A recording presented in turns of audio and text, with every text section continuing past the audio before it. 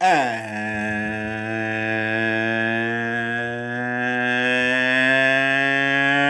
welcome back to another episode of Coaching with the Bible. This is episode 152, season 3, episode 43. Portion of the week this week is known as the portion of re. It is the fourth portion in the fifth book of the 5 books of Moses. Stay with that math right there. Means we're closing in, as always, on completing the 5 books of Moses for the third time together, having then covered some near 160 different ideas around coaching and leadership in the workspace, in the home, in ourselves. This week's topic is vacation. The last couple of weeks, I spent a lot of time away from work. Last week with my son overseas in Budapest. This week with my wife up north here in Israel. And really getting away.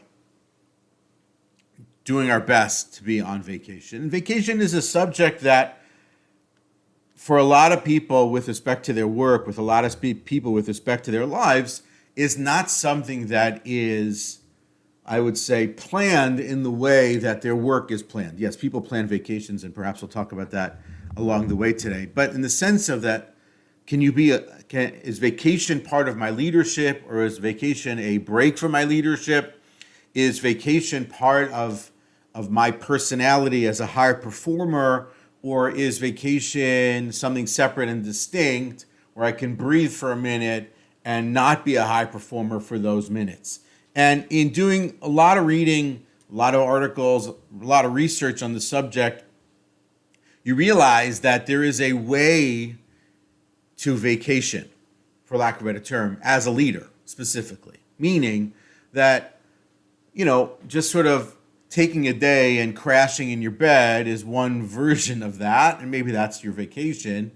But there is a way and a process, and even potentially policy that can be put in place in companies with teams that can create what would be effectively a better vacation policy, but also make you actually a better leader in the space of your team. Let's get to that here. So in the Bible, where we're talking about this specifically, the Bible doesn't talk about vacations. And on some level, the notion of leisure time to the religious person is somewhat anathema and difficult to comprehend, because there's always sort of the idea of a commandment of religious study, of religious practice, which never takes a break. It's sort of, to use a baseball term, it's the Cal Ripken of everything in some manner, meaning that there are no breaks from those kinds of things. The religious person is always a religious person. There's no vacation from the faith in that way. But at the same time, what the Bible does do, and this is really where this sort of jumps off, it does talk on multiple occasions about sanctifying time in specific manners, in specific ways, and celebrating those times in specific manners, in specific ways.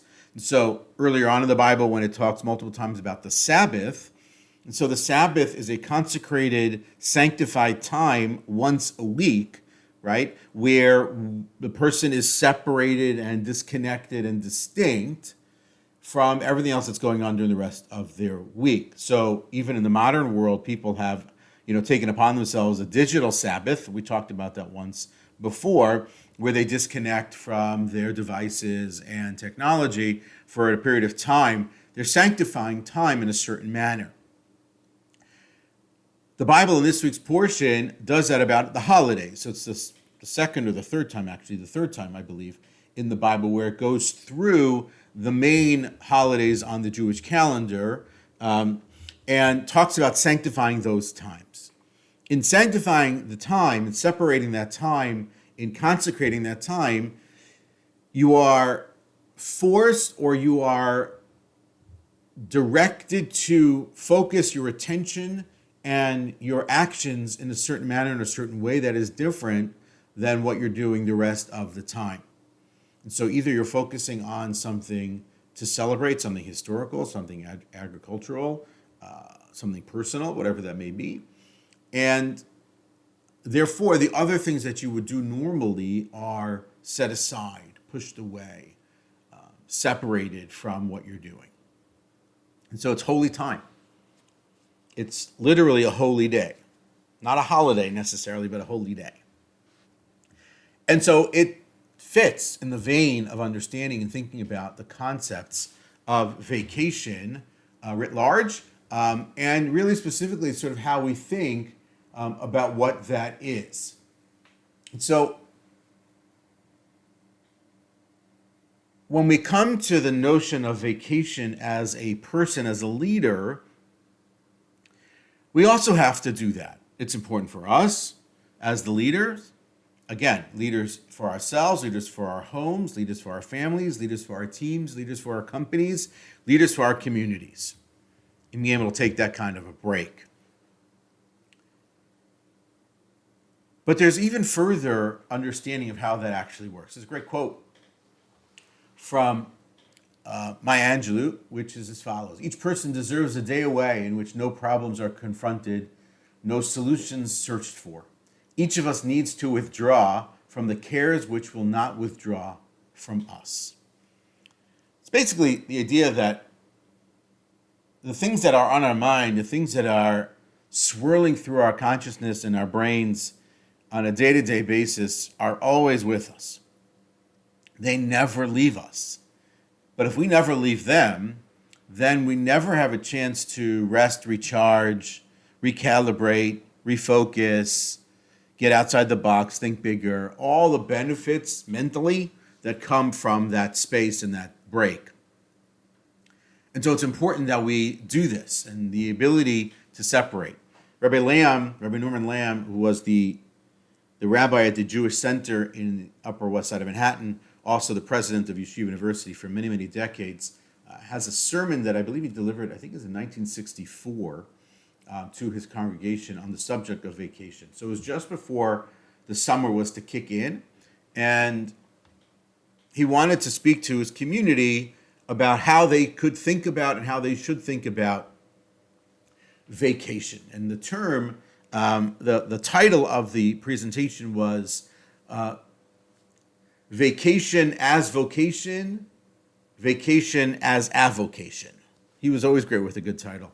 And basically what he breaks down is that there are different ways to think about how a person goes on vacation. And so he was talking about in a religious sense, in a theological sense, and what he says is there are sort of three approaches to it. So there's the first person who is, disgusted or disgruntled or uncomfortable with the idea of vacation whatsoever. You might call them a workaholic. The idea that a person would have spare time, the idea that a person would, quote unquote, waste time on doing some sort of leisure activity, that's a workaholic's mentality. And there's something, I would say, a little bit to that, right? We, typically speaking, as he quotes in the sermon, you get into less trouble from overwork than overplay. So the first one is that, but it's not good. That's really not a healthy way to go about it. Admittedly, when you do the research on the subject, the idea that in the Middle Ages people took vacations is hard to imagine, or the early part of the 20th century that people were taking long extended vacations. Maybe they had a weekend, or maybe they had an added holiday in there and got them an extra day. But if a person is working on a farm, they're working on a farm all the time. The agricultural society is always at work. There are no days off from that. There's almost no retirement even in that space as well. So aspect number one, Rabbi Lamb mentions, is sort of the workaholic one. Number two, he calls, is vacation as vocation, that the vacation itself becomes the job. Vacation becomes the goal, and it's really sort of a goal towards lifelong leisure. Having all kinds of extended time to oneself to pursue all kinds of different interests and hobbies and all that other stuff, and no work. And he's not necessarily a fan of that either. It's a nice ideal, but it's not reality. It's not realistic per se. The third one he talks about is what vacation as avocation. The vacation is a sort of what you would call a hobby, an important and necessary diversion. So a person is not a slave to his work, and it's also not a slave to his indulgences and to his hobbies. It's a rhythmic mix of work and play. and sort of what you see in the Bible's structure of Sabbath to work day. So 6 days a week it's work and 1 day of Sabbath, or many weeks of that sort of construct, and then a holiday sort of pops in, and then you sort of have that rhythm about it. And so it's an interesting way to sort of think about the different things that a person can do in a religious sense, and how one can think about the structure and the nature of it. So in a sense, the Bible and the religious community, religious practice and theology is not opposed to a person having quote unquote time off. It's really then becomes a question of what does a person do with that time off? What is the benefit of having that kind of time, that kind of space, when the person is not quote unquote at work, when a person is not quote unquote in the office or with the team. So it's really important to sort of think about how we do that. And so that's the religious space of it. If you look through all the religious literature as well, there was a great presentation by Rabbi Ephraim Goldberg.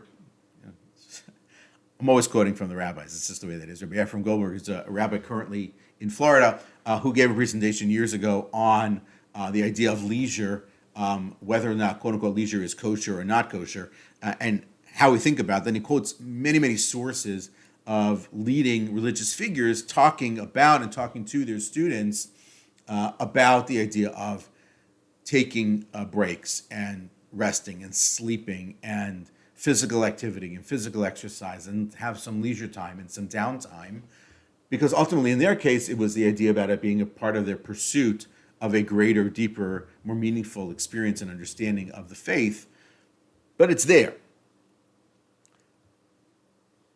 Cut, paste, move over now to the other side of it, and what's going on in the world with respect to vacations and leadership in the other space of it. So we're expanding out our horizons. How are we thinking about this, moving into the space and the domain of our worlds around us, not the religious community per se. But I would say this following thing, very important.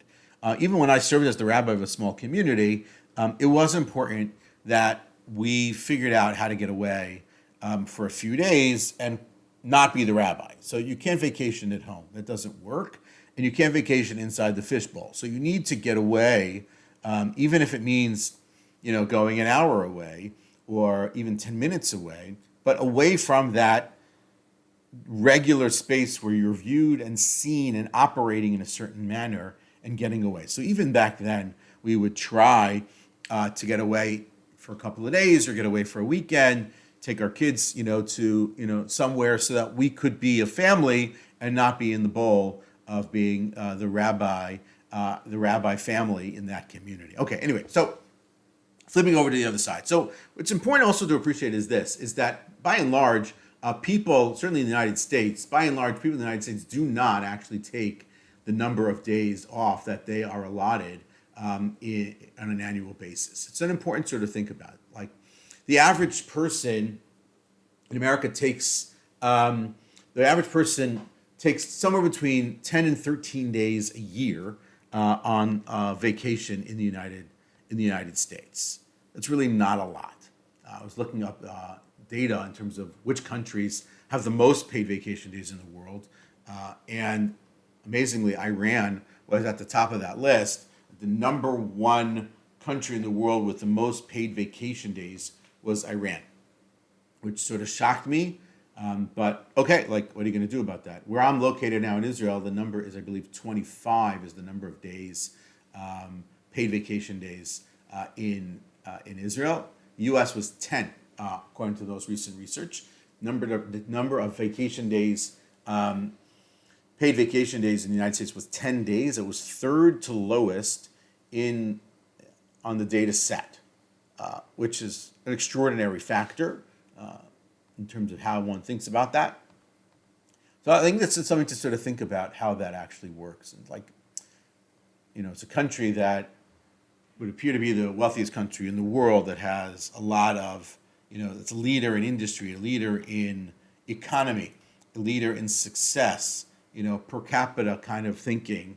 And yet people don't seem to be taking breaks, don't seem to be allowed to have the breaks that perhaps that they need to actually get better and to be able to do the things that they want to do with their lives. And so we have to sort of appreciate that as much as we talk about this and think about this, it's not actually something that actually people are in fact doing. So what we can appreciate is also the following thing. In fact, according to the research, simply just planning a vacation creates a natural boost in happiness to a person, which is understandable. It's sort of that sense of that, impending dopamine hit from the excitement of getting on that plane and relaxing and breathing. Could appreciate that leading up to that planning of it, even if it's stressful at work, there's something to that. There's a happiness factor. And that the reality also is that even though some of the articles I read talked about taking extended vacations like 3 weeks, which I think for most people it's hard to imagine unless they're in certain European countries, 3 weeks consecutively. The reality of the research is that it doesn't require an extended period of time being away to create the effect and the impact that one is seeking, but rather it's the manner in which a person actually does it. So if the research was doing research on 6 factors: health status, mood, tension, energy level, fatigue, and satisfaction. And so in measuring it against people who took long weekends versus people who took longer vacations, that it didn't matter. That in both groups, long weekends and long vacations, each of them reported higher levels of well-being before, during, and after vacation, whether it was a long or short vacation. So really it mattered more in how it was executed as a vacation. So let's keep that all in mind as we go into this next part of it, which is this. It is important to do a vacation properly, planned, executed properly, being mindful of what the goal of the vacation is, what the pitfalls that may be, what the intentions are, and the support and the accountability during. Let's explain. It's a great article that I read by a gentleman by the name of Christian Muntein. I think I butchered that last name. I apologize. He works with a lot of, he's a coach, executive coach, really high performance coach. And he tells his clients to take vacations. Like one of the things he tells them, take a vacation. And he says he gets all kinds of pushback and all kinds of arguments and disagreements and excuses about why a leader, a business owner, a CEO cannot take a vacation. And he basically says it's an excuse. And he writes, and this is in his article, taking a vacation is one of the most potent organizational development exercises you can implement, but only if you take one the right way. It's highly valuable and important for the success and the development of the team and of the organization when the leader takes a vacation for 2 reasons. Number 1, he says, owners can't sell businesses that can't operate without them. So if you're so integral to the team that at every moment you have to be there, then how valuable is the product you're producing and how valuable is the company that you've built if you step away for a little bit of time and it just falls apart? You'll be there for the rest of your life. They'll actually drag you out in a box at the end of that because you will not be able to move on from that work, from that company, because you haven't done something crucial to your work, which is build a self-sustaining operation, scalable team that can manage the operation without you. That's number 1.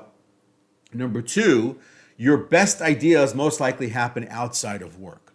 Think about that. A lot of the great CEOs talk about how their best innovations started with their thinking that they took place while on vacation. Elon Musk talks about it. Tim Cook at Apple talks about it as well. Others, certainly before them, Bill Gates has this week of thinking where he goes away for a week and just reads and thinks. The best ideas were coming out from those spaces. So that's what he writes in the article. Now, to be able to take a vacation the proper way takes work before, during, and after.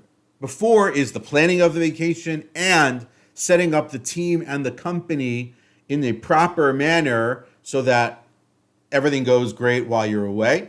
During is the actual execution of the leisure time activity, vacation, trip, whatever it may be. And then after is how you come back to the team once you are now back from that vacation. All those things take planning, and he sort of sets it out. And so obviously the obvious benefits of the change of environment and the disconnection are good for the mind, body, and soul. But this is his plan. I think it's really interesting. So he says, first, set time in advance, 2 days, 3 days to prepare the team. The team knows you're going on vacation. That's great. They may know that a couple of weeks in advance. But now, as you're coming close to the actual time, prepare the team. So have less outside meetings with clients, sort of wind that down. 2, wind up the time spent with the team so that they're clear about how things are being delegated, who's responsible for what, how they're communicating among themselves, and be really clear about the intention of being away. So you want to set the expectation level with the teammates about what you'd like to be able to do while you're on vacation, okay? And how that could go on without you. The likelihood, I read this in a bunch of articles, that they're going to break the company or break the team while you're away in such a short period of time is almost zero. But have people in place. Building great teams is a key to having great vacations. It also works on the flip. Leading by example here, by showing the team that you want to be completely disconnected, by talking about how important that is for you as a leader to be really off when you're away, is almost a protocol to them and an indicator to them about how they can be expected to be able to vacation when it's their time to be away. And that that's okay and it's expected and it's accepted that that's the way we do this. You want to talk about, working hard, which is great, but you also want to talk about how the team plays hard and also vacations hard along the way. So first, again, is slowing down as you come in, setting time with the team to be crystal clear about how it's going to go while you're away. 2, block the time away completely so you really are away. Don't read industry news. Don't comment on articles on social media like LinkedIn while you're away. Even if you think it's leisure, it's actually putting you back into the mind of work and doesn't allow you actually to breathe and to break for extended period of time. You get like short hits as opposed to extended periods of time in there. And then on the way back in, don't immediately jump back into meetings with clients and customers. First, come back to re-enter, catch up with the team for a day or two, and then start planning that for day 3, day 4, day 5, day 6 after that. So give your time with your team before and after, really important, because there's a lot that probably went on while you're away that you need to catch up on. You don't want to get overwhelmed, obviously, but it's important to sort of do that. The key here also then, and the last thing, which I think was super interesting, so there's something that's called that in the military, I think the Marines do, which is called an after-action review, where they, after a mission, they'll do an immediate review of what worked, what didn't work, how they could be better next time, kind of a thing. And so he advocates for an AVR, which is an after-vacation review. What did I try to do? What actually happened? What did and did not go well? Why did it not go well? And how and in what way can I improve for the next time? Because there will be a next time. I think that's a really great structure and a great plan for how you can do this as an individual. And I think that that's a way that you can be a leader around it as well. That if you set that as almost like a company vacation protocol, that's great. Now, there is, of course, room for working while you're on vacation, but there is a line between working on vacation and becoming remote work. And when it's too much or it's too often or too many interruptions, then it becomes remote work and not actually vacation. And so that balance is really important.